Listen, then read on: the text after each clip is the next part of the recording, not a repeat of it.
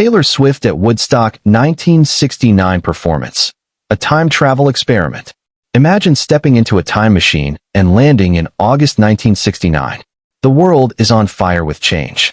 The Vietnam War is raging, civil rights movements are in full force, and music is more than just entertainment. It's a revolution. Over 400,000 people, packed shoulder to shoulder in a muddy field in Bethel, New York, are here for one thing: to witness history at Woodstock. Jimi Hendrix's guitar screams through the summer air. Janis Joplin's raw, whiskey-soaked voice carries across the hills. The Who smash their instruments in ritualistic abandon. This is music as rebellion, as identity, as the purest form of freedom. And then, a ripple in the cosmic order. The announcer's voice crackles through speakers. Ladies and gentlemen, please welcome to the stage Taylor Swift. The crowd exchanges bewildered glances. Who? From where? How? Our musical time traveler steps into the spotlight, her blonde hair catching the afternoon sun, guitar slung confidently over her shoulder. Two worlds, separated by half a century, suddenly collide in this impossible moment. To truly understand the magnitude of this temporal experiment, we must first immerse ourselves in the America that Taylor Swift would encounter. This is a nation divided, wounded, and searching for its soul. The summer of '69 marks the peak of the counterculture movement, a direct rejection of conservative values, military intervention, racial injustice, and corporate conformity. The hippie ethos of peace and love isn't just a slogan, it's a desperate prayer for a fractured society. Music in this era isn't simply entertainment, it's ammunition in a cultural revolution. Artists are expected to stand for something, to challenge authority, to speak truth to power. Bob Dylan's protest anthems, Joan Baez's calls for peace, Country Joe McDonald's anti-war chants. These aren't just songs, they're manifestos. Fashion reflects this rebellion. Flowing garments, natural fabrics, bare feet connecting to the earth. Drug use is widespread, with psychedelics viewed as tools for expanding consciousness. Free love challenges traditional relationship structures. Everything about Woodstock, from the performers to the crowd to the very mud they're standing in, represents liberation from the established order. Into this baptism of cultural rebirth steps Taylor Swift, a product of a different America entirely. Taylor Swift of 2023 would arrive at Woodstock as an anomaly, a massively successful artist who has navigated the corporate music industry with unprecedented strategic brilliance. Her journey from country ingenue to pop powerhouse to folk storyteller represents a career arc unimaginable to the Woodstock generation. Would they recognize her calculated image transformations as artistic evolution or corporate manipulation? Would they appreciate her business acumen or view it as capitalist contamination of artistic purity? These questions hang in the air as Taylor takes her position on that legendary stage. But Swift isn't merely a product of marketing genius. She's a songwriter of remarkable skill, a performer of genuine passion, and an artist who has repeatedly proven her ability to evolve. These qualities might just be her salvation in 1969. The crowd watches with skepticism as Taylor adjusts her microphone. The previous act, perhaps Jefferson Airplane with their psychedelic anthems or Santana's Latin-infused rock, has left the audience in a particular headspace. Now they face this strange young woman from the future, her clean-cut appearance at odds with the free-spirited aesthetic surrounding her. What would Taylor play? This becomes the crucial decision that determines her fate at Woodstock. If she opens with her pop anthems, Shake It Off, or Me, she risks immediate alienation. The synthesized production, the polished hooks, the carefully choreographed performance style of these songs would be jarring, perhaps even offensive to ears attuned to raw, organic sound. But Taylor Swift possesses a secret weapon, her chameleon-like ability to shift genres. If she instead reaches for her acoustic guitar and begins the haunting opening notes of Cardigan or the storytelling complexity of All Too Well, she taps into a tradition these listeners understand intimately. The first verse passes in curious silence. By the chorus, scattered lighters appear in the crowd. By the final verse, she's earned their attention, if not yet their devotion. Now comes her strategic pivot. Perhaps she transitions to The Last Great American Dynasty, a song whose narrative structure and social commentary would resonate with an audience raised on folk tradition. Its story of a woman who defies society's expectations might speak directly to the counterculture values of independence and rebellion against establishment norms. As the set progresses, Taylor could lean into her most political work. Only the Young, with its call for youth activism, would find fertile ground here. Miss Americana and the Heartbreak Prince, with its allegorical treatment of American politics, might connect despite its different reference points. By mid-set, something magical begins to happen. The temporal dissonance starts to dissolve. The audience, initially suspicious, recognizes in Taylor something universal: the power of storytelling through song, the emotional authenticity that transcends era and production style. As Taylor settles into her impossible Woodstock set, imagine the boundaries between eras dissolving further through collaboration with the legends sharing the bill. Taylor and Joan Baez, two women from different generations, both master storytellers with socially conscious perspectives. Together they perform a duet that blends Baez's Diamonds and Rust with Swift's Exile, creating a meditation on memory, loss, and the passage of time that transcends both eras.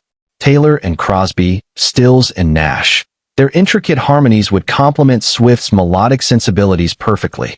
A collaborative version of Helplessly Hoping, merged with elements of peace, would showcase the timeless quality of both artists' approaches to harmony and lyrical depth. Taylor and Jimi Hendrix, the most experimental pairing. Hendrix's revolutionary approach to the guitar combined with Swift's structural songwriting brilliance creates something entirely new. His psychedelic reimagining of August transforms the song into a swirling, ethereal journey, while Taylor's lyrics provide narrative framework to Hendrix's instrumental explorations. Taylor and Janis Joplin, perhaps the most powerful vocal pairing. Joplin's raw, whiskey-soaked emotional delivery alongside Swift's precise, controlled expressiveness creates a study in contrasts. Their duet on Piece of My Heart, intertwined with My Tears Ricochet, becomes a devastating exploration of heartbreak's different faces across generations. Each collaboration would serve as a bridge between musical eras, revealing the common humanity and emotional truth that connects all meaningful music regardless of when it was created.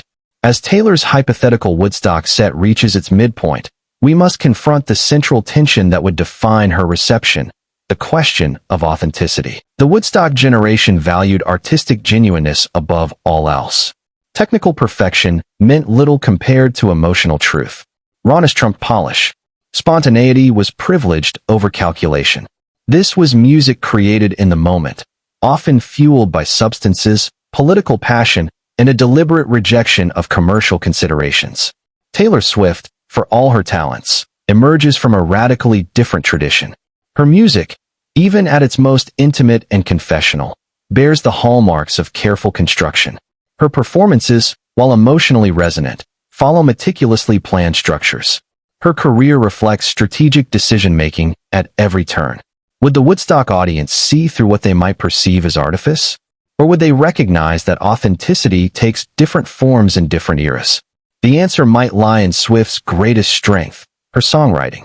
When stripped to their essence, her songs reveal universal human experiences: love, loss, growth, regret, expressed with remarkable lyrical precision. If she could momentarily shed the trappings of contemporary pop production and image management, the naked emotional core of her work might bridge the temporal divide. Taylor's hypothetical Woodstock setlist would need careful curation to connect with this audience. Here's how it might unfold. 1. Cardigan, acoustic version. Opening with the folk sensibilities of her folklore era establishes immediate stylistic common ground. 2. The Last Great American Dynasty. Its narrative structure and themes of societal rebellion would resonate with the counterculture. 3. Only the Young. Her most explicitly political song speaks directly to youth activism. 4. Betty. The harmonica, storytelling approach, and character study element connect to folk tradition. 5. Duet with Joan Baez. A medley blending Diamonds and Rust with Exile. 6. This Is Me Trying. Raw vulnerability that transcends era-specific production. 7. Collaboration with Jimi Hendrix. A psychedelic reinvention of August. 8. 7. Its nostalgic Americana and childhood innocence themes provide emotional depth. 9. Nothing New, with Joni Mitchell. A song about female aging and relevance with the perfect collaborator. 10. All Too Well, 10-minute version. Her storytelling masterpiece, stripped back to just voice and guitar. 11. Duet with Janis Joplin, blending Piece of My Heart with My Tears Ricochet. 12. A Change Is Gonna Come, Sam Cooke cover, demonstrating solidarity with civil rights movement. This carefully constructed journey would showcase Taylor's versatility while respecting the musical and cultural context of Woodstock, gradually winning over even the most skeptical listeners. If Taylor Swift had somehow performed at Woodstock, how would it have changed music history? The ripple effects would be fascinating to consider. Perhaps her presence would have accelerated the acceptance of women as serious songwriters in an era still dominated by male artists. Her blend of personal and universal themes might have influenced the direction of singer-songwriter music in the 1970s. Her narrative approach to songwriting could have connected the storytelling traditions of folk music to new audiences. Conversely, being exposed to the raw, politically charged atmosphere of Woodstock might have altered Swift's own artistic trajectory. Would she have embraced more experimental sounds earlier? Would her lyrics have tackled broader social themes sooner? Would the experience of performing without technological enhancement have changed her approach to production? These questions highlight how artistic influence flows in multiple directions across time, and how the dialogue between different eras of music continues to shape our cultural landscape. As our time travel experiment concludes, what emerges is not a simple verdict on whether Taylor Swift would succeed or fail at Woodstock. Rather, we discover something more profound about music itself, its capacity to transcend the boundaries of time, culture, and context. When stripped to their essence, great songs speak to universal human experiences. Whether expressed through Jimi Hendrix's revolutionary guitar techniques or Taylor Swift's meticulous narrative structures, authentic emotional truth forms the bridge between eras. The best artists, regardless of when they create, capture something timeless about the human condition. They give voice to our collective joys and sorrows, our moments of revelation and confusion, our struggles for identity and connection. In this sense, perhaps Taylor Swift wouldn't be so out of place at Woodstock after all. Different vocabulary, different instruments, different cultural references, but the same fundamental attempt to make sense of what it means to be human through the alchemy of words and music. As the sun sets over our imaginary Woodstock, Taylor strums the final chords of All Too Well. The crowd, initially bewildered by this visitor from another time, responds with the universal language of raised lighters and recognition. In that moment, the arbitrary divisions of musical eras dissolve, leaving only what matters: the enduring power of a story well told and a song well sung. What do you think? Would Taylor Swift have found her audience at Woodstock? And which modern artist would you send back in time to perform alongside the legends of 1969? Share your thoughts in the comments below, and subscribe for more musical thought experiments that challenge our understanding of music history.